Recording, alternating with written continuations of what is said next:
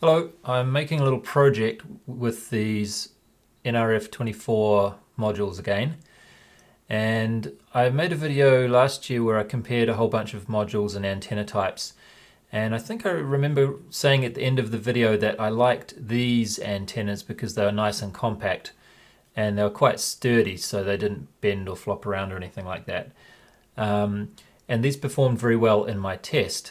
But I think I may have just gotten a bit lucky with the ones that I used.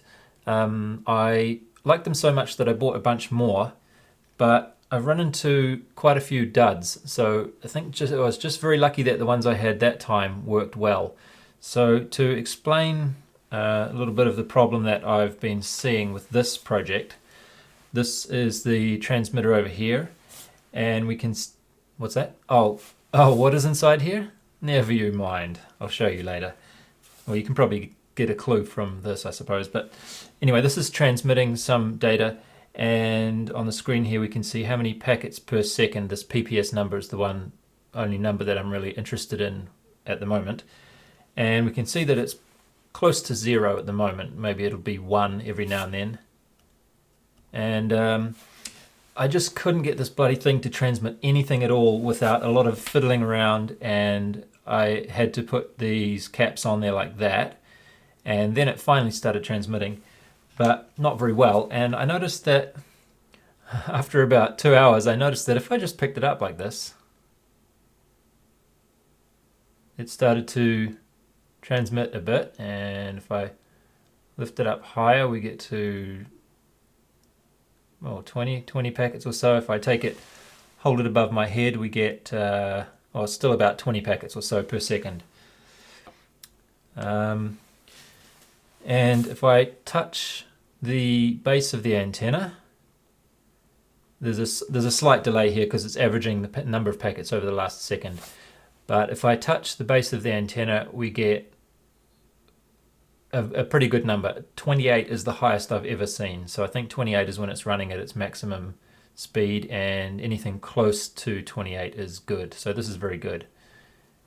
And I've also found that on some occasions, if I just sort of put my hand under it like that, we also get very good value as well.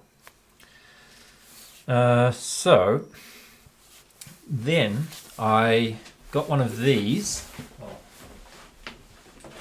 Oops, sorry, wasn't prepared. But I couldn't figure out what the hell was going on, and I didn't want to have to stand there touching my finger on it the whole time. So I just tried one of these antennas, and it worked flawlessly, perfectly. Then I thought, well, that's interesting. So I tried one of these antennas. It's just a normal dipole 2.4 gig antenna, and that worked perfectly as well. So then I got out my other ones of these antennas just to see if any of these would work better, but none of them worked better. So all of them were this really crappy performance. So I opened them up. You can just pull the top off like this, and I noticed a few things. First thing that jumped out at me was they're not straight, because there's not actually enough room for them to be in there without being sort of curled around like a pigtail like that. So that's probably not ideal, but not a huge problem, I don't think.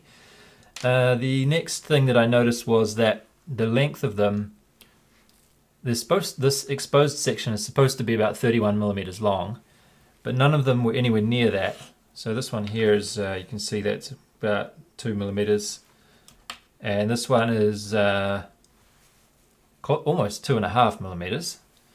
And they're all sort of a little bit different lengths. And I thought, that's weird. And then I noticed that they weren't soldered on to the base here. So they're supposed to be, the shielding is supposed to be soldered onto the base so that it's grounded. And they weren't soldered on there either. They're only soldered on with the core is soldered on, but that's all there is. So I came up with a very easy way to fix this, and I'll just show you a little bit of a magic trick here.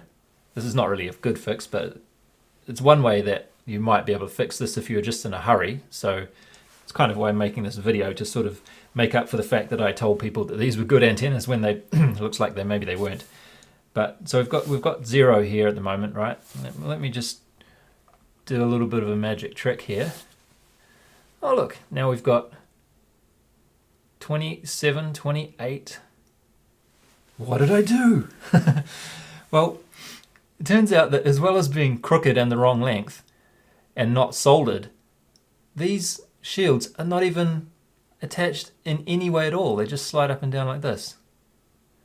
So what I did just then was I slid the black shielding. Can we focus in there? Okay. So I just slid this all the way down so that it touches over the inner core, and it all basically becomes electrically, it's just one thing now. So this is probably not ideal either, but at least you're getting closer to 31 millimeters now. So when it's pushed down like that, the entire length of the antenna is probably going to be, let's see, it's probably about 38 millimeters long. So I guess that is better than the 20 odd millimeters that it was to start with. But I think I might try just sort of actually soldering the shielding onto here to make it proper. But yeah, so if anybody does go out and buy some of these antennas and you thought they were shit and you blamed me for it, yeah, sorry about that. They are a little bit shit, I guess.